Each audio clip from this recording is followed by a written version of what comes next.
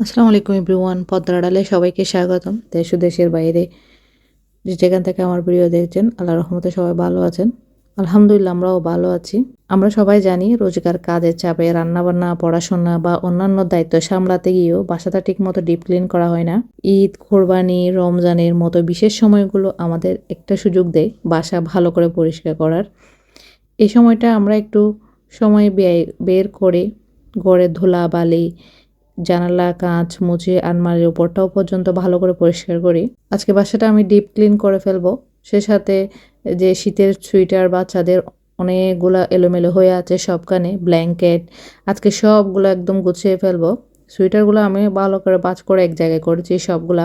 এখন কার্টনে ভরে নেব একটা একটা করে। চাইলে আলমারি বা কভারে রেখে দিতে পারেন, যেহেতু আমি সবসময় সবার কাপড় রাখতে হয় আলাদা আলাদা, সেজন্য আমি এরকম কার্টনের মধ্যে রেখে দিয়ে একদম মুখ সিল করে স্টোরে রেখে দিই বা কভারের নিচে তাকে রেখে দিই। একে একে সব সুইটারগুলো রেখে দিয়েছি। এখন কার্টনে আমি মুখ বন্ধ করে ফেলবো ট্যাপ দিয়ে ভালো করে। ভিতরে পেপারটা দিচ্ছি যেন ধুলাবালি ময়লা না ঢোকে। সে সাথে ব্ল্যাঙ্কেটগুলা ওয়ার্ড্রোবের মধ্যে ঢুকিয়ে রেখেছি বাজে বাজে সবগুলা। এগুলো ওয়াশ করা হয়নি, শুধু রোদের মধ্যে দিয়ে শুকিয়ে ভালো করে ঢুকিয়ে রেখেছি। সে সাথে আমি হল রুমটা ডিপ ক্লিন করে নিব। ঘর ক্লিন করার আগে আমি সমস্ত জায়নামাজগুলো পাউডার দিয়ে পানিতে ভিজিয়ে দিব। আজকে সব জায়নামাজগুলো দিয়ে দিব, যেহেতু সামনে রমজান, সব কিছু পাক পবিত্র করে নেব নামাজের জন্য। পাউডারের মধ্যে গুলিয়ে জায়নামাজ সবগুলা দিয়ে দিয়েছি একটা একটা করে। আধা ঘন্টা ভিজিয়ে রাখবো। যেহেতু বাসায় ছোট বাবু আছে, সেই জন্য কাজের ফাঁকে ফাঁকে এই কাজগুলোও করে নিই। বাবুকে যখন ঘুমিয়ে পড়ে তখন কাজ কিছু কিছু করে নিতে চাই। একসাথে যেহেতু সবগুলা করতে পারি না। জায়নামাজ সবগুলো ভিজানো হয়ে গেছে। এখন আমি কার্পেটগুলোও ভিজিয়ে দিব সাথে সাথে। কার্পেটগুলোও ভিজিয়ে দিচ্ছি, সবগুলো একসাথে ধুয়ে দিব। এগুলা ভিজিয়ে রেখে দিয়ে এখন হল রুমে ডিপ ক্লিন করে নেব। প্রথমে সোফার গাদিগুলো আমি রোদের মধ্যে দিয়ে দিব, যেন ভালো করে উল্টে পাল্টে রোদ লাগাতে পারি।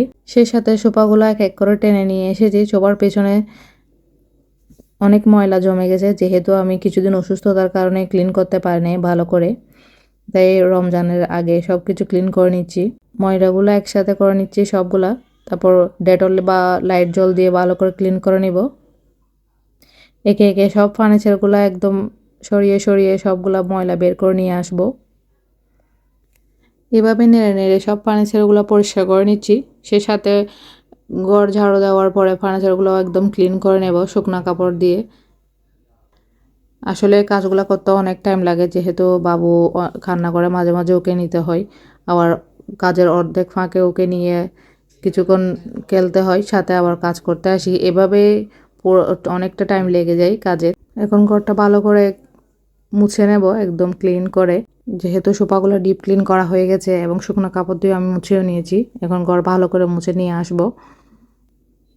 পুরো রমজান মাস হালকা পাতলা পরিষ্কার করব, এভাবে আর ডিপ ক্লিন করব না। যেহেতু রমজান মাস ইবাদতের মধ্যে কাটাতে চাই, নামাজ কোরআন তেলাওয়াতের মধ্যে ওই সময়টা ব্যয় করতে চাই। একা হাতে সংসার সামলাতে হয়, তাই অল্প অল্প করে ঘর ক্লিন করে নিচ্ছি রমজানের জন্য। সেই সাথে রুমগুলোও ভালো করে ডিপ ক্লিন করে নিচ্ছি, বেডশিট টেডশিট পাল্টিয়ে নিচ্ছি এবং ফার্নিচারগুলোও মুছে নেব। কিছু কিছু কাজ আমি অফ ক্যামেরায় করে নিই, যেহেতু সব কিছু ডিটেলসে দেখাও সম্ভব না এবং করাও অনেক টাইম লাগে। সেই সাথে বেডশিট চেঞ্জ করে নিয়েছি, এখন ঝাড়ু দিয়ে ক্লিন করে নিচ্ছি।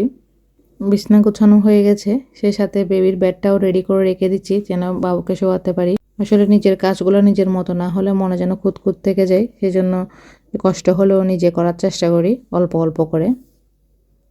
বিছনা একদম গোছানো হয়ে গেছে, খাতাগুলোও বালিশের পাশে রেখেছি যেন হাত দিলে নিতে পারি, একদম কাছে পাই সব কিছু। সেই সাথে ড্রেসিং টেবিলও ক্লিন করে নিয়েছি, আলমারিও পরিষ্কার করে নিয়েছি। এগুলো আমি অফ ক্যামেরায় করে নিয়েছি। সে সাথে পরে আমি যাই নামাজগুলো ধুয়ে পরিষ্কার করে শুকা দিয়ে দিয়েছি কার্পেট সহ, এবং সুপার গদিগুলো রোদের মধ্যে দিয়ে দিয়েছি উল্টিয়ে পাল্টিয়ে। আজকের ভিডিওতে এটুকু। ভালো থাকবেন, সুস্থ থাকবেন। আসসালামু আলাইকুম।